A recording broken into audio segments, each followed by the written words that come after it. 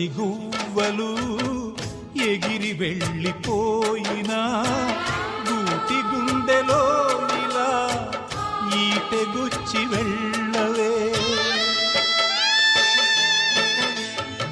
ముళ్ళ చెట్టు కొమ్మలైనా ఎంత పైకి వెళ్ళినా తల్లి వేరుపై ఇలా కత్తి దూసి ఉండవే. మీరే తన లోకమని బతికిన సోదరుని